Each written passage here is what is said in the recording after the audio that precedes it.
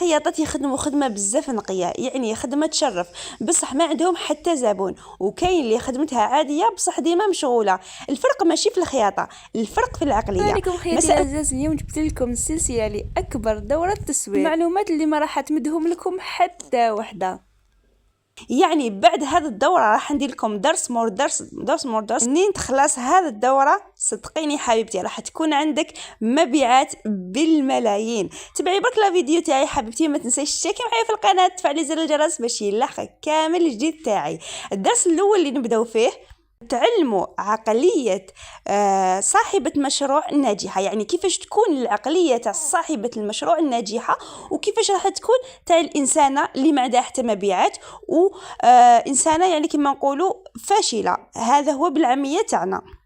كنتي انجح يعني خياطة وعندك خياطتك وفينيسيون في العالم، انجح وحده وابرز وحده في العالم وما يعرفك حتى واحد، ما راكيش صاحبة مشروع، راكي صاحبة هواية وفقط. هنا اكيد راح يجيك في بالك وشنو هو الفرق بين الخياطة كهواية والخياطة كمشروع. الخياطة كهواية انك تخيطي كي يجي الطلب، يعني كي تكون عندك كوموند راح تخيطي، ولا تجي جارتك ولا تجي صاحبتك ولا تجي فاميلتك، ولا عندك كوموند هكا عندها هكا من فيسبوك ولا الانستغرام ولا وحده زوج ثلاثه. يعني الخياطة كهواية تعني نخدم بلا تسعير واضح، يعني ما عندكش تسعير ثابت، ما ديريش السعر تاعك ثابت. وهذا الشيء اللي شفتو عند بزاف خياطات، وهذا خطأ كبير تقع فيه الخياطات، انها ما ديرش سعر مناسب ولا تحشم انها دير السعر. حاجه واحده اخرى تاني، نحشم اني نوري خدمتي ولا نحشم نعرض الخدمه تاعي. الخدمه تاعك لازم تعرض باش الناس تعرفك، باش تجيبي الزبائن ويقعدوا زبائن اوفياء ليك. لازم تعرضي خدماتك بدون حشمه انت، يعني هذا الشيء يدخل لك في الثقه تاعك والثقه في خدماتك. كاين ناس تخدم بيان مي ما عندهاش ثقه في روحها.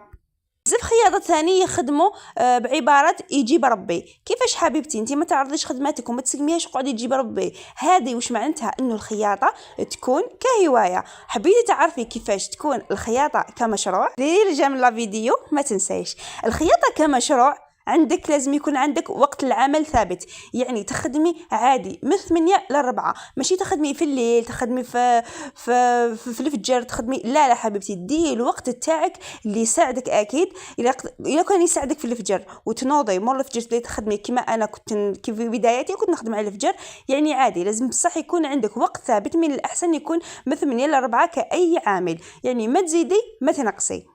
السعر تاعك يكون ثابت، يعني الزبون كي يجي لعندك ويلقى باللي انت متردده في السعر كابابل تحبطيها له، هذيك هضري معاها شويه تحبط لك السعر. هذا الشيء راح يضرك بزاف. يعني انا هذا هو السعر تاعي، ديتي ما ديتيش يجي غيرك ويدي. لازم تكوني واثقه من روحك في هذا الشيء. نعرف خدمتي، هذا الشيء مهم بزاف. لازم خدمتك تعرفي بها، تقعدي تروجي لها هكا باش الناس يعرفوك مليح.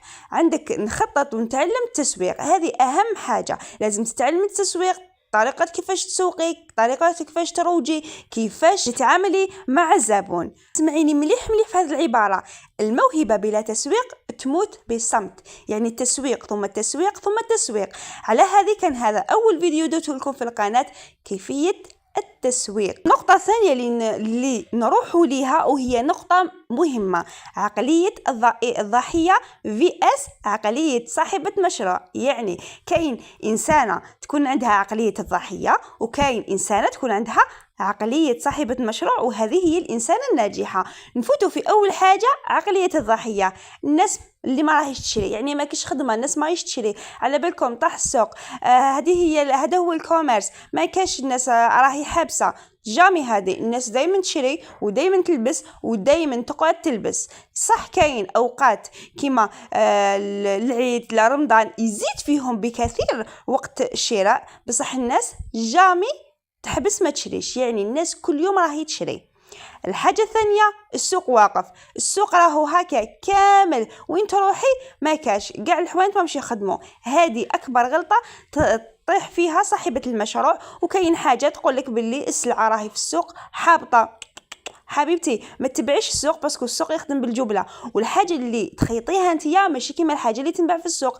الحاجه اللي تخيطيها نتيا راح تكون اكثر فينيسيون واكثر تابع عليها، ماشي كيما الحاجه اللي تخيط في لي زاتولي الكبار. ويعني حتى القماش اللي تشرى بالقرو راح يكون نوعيته رديئه جدا على القماش اللي تشريه نتيا كي تخدمي به كخياطه. الحاجه اللي دوختني ونسمع بها بزاف عند اصحاب المشاريع سورتو تاع الخياطه، يقول لك باللي كاين منافسه. وين ما كاش منافسه؟ المنافسه في القرايه، المنافسه في الصالات، المنافسه في كل حاجه في الدنيا. مي بصح مادام كاين منافسه، وعلاه تقلي مروحك وترجعي روحك دائما انت الضحيه اللي تقدريش تربحي في هذه المنافسه ولا لا. الزبائن ما يحبوش يخلصوا، هذه بزاف تصرى حبيبتي. الانسان كي يلقاك واثقه من روحك راح يخلصك. ما تخلصيش نتيا مادام راكي تخدمي، ما تديش حاجتك حتى تخلصني. هذه هي اللي ما يخلصكش ما يديش حاجته وبيعيها جهه اخرى. هذه هي. ودوكا نروحوا لعقليه صاحبه مشروع. كيفاش نخليهم يشروا؟ هذا واش تخمم. كيفاش نخلي الزبون تاعي يشري؟ كيفاش نقنعه بخدماتي؟ هذا واش يخمم الانسان الناجح والانسان اللي احب يكون مشروعه ناجح. كيفاش نتميز على غيري؟ كيفاش ندير دي موديل خير من فلانه، خير من فلتانه، نخزر نحوس نشوف فلانه واش دارت. نحب نطور روحي، ما نعاندش، نحب دائما نطور من روحي. كيفاش نطور خدمتي؟ الخدمه ما لازمش تحبس. كيفاش نجيب موديل من راسي؟ كيفاش نزيد نريكتيفي؟ هذه هي صاحبة المشروع. الخياطة الناجحة تحب دايما تكون متميزة على غيرها ودايما شوفي اسمعوني مليح لهذه العبارة، ديريها مليح في راسك ودايما عاوديها.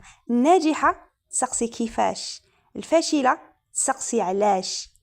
لازم دايما انت تكوني تسقسي كيفاش نقدر، ماشي علاش. اسمعي لي اختي مليح وروماركيها فيك، اسكو انتي تسقسي كيفاش ولا تسقسي علاش. الرابع اللي راح نقوله لك بصراحة، على بالي حبيبتي واني حاسه بك بلي الخوف هو اللي يدمر لك مشروعك. اكثر 4 مخاوف تقيس الخياطات ولا تقتل الخياطات. الخوف من السعر، تخافي انك ديت سعر. الخوف من كلام الناس، تخافي كلام الناس واش يقولوا على خدمتك، واش يقولوا هذه فلانه قالت بالك ما ننجحش، بالك نخسر. فهمتي؟ هذا هو الخوف من المنافسه. تخافي تنافسي، شوفي فلانه كيفاش راهي دايره، شوفي فلانه الموديل تاعها، شوفي فلانه شحال راهي دير الموديل. هذا هو الخوف. تاني من الظهور، تخافي تباني، تخافي تنشهري، تخافي يولوا الناس يعرفوك. هذه بزاف يخافوا منها الخياطات. صح نقول لك انا حاجه حبيبتي، الا خفتي من الظهور خلي مشروعك يقعد خدي هكاك. الناس راهي تطلع، راهي تكبر، وانت قعدي خبي خدمتك، خبي الموهبه تاعك، خليها موهبه ما ترجعيهاش مشروع. حبيت نقول لكم حاجه واللي هي اكبر فخ، هي عقليه السعر. شوفي السعر الرخيص ما يجيبلكش زبائن محترمين. الحقيقه الصادمه باللي الزبونه اللي تشري بالرخص تعبك وقدمه رخصتي لها تزيد تقول لك رخصي لي. بصح الزبونه اللي تشري بالجوده دائما ترجع ودائما فرحانه ودائما تخليها كليونت تاعك. رخصي اليوم صح تبيعي، بصح غدوه تتعبي بزاف. كامل اللي رخصتي لهم دائما يحوسوا، دائما تزيدي ترخصي لهم وتلقاي روحك ما كيفي فايده حتى فايده. صدقيني اختي العزيزه، كيفاش تغيري عقليتك علميا، ماشي كلام فارغ بس. برك شوفي اختي العزيزه، جيبي ورقه اكتبي فيها انا ماشي خياطه برك، انا صاحبه مشروع. من بعد حدي وقت العمل، حدي خدمتك، احترمي نفسك. شوفي اختي كي تحترمي مشروعك الناس تحترمك. قد ما احترمتي مشروعك ديري في بالك باللي الناس راح تحترمك وتحترم خدمتك وتشري عندك. مشروعك يبدا من التسعير. شوفي اختي العزيزه، النجاح في الخياطه ما يحتاجش ماكينه غاليه، يحتاج عقليه صحيحه.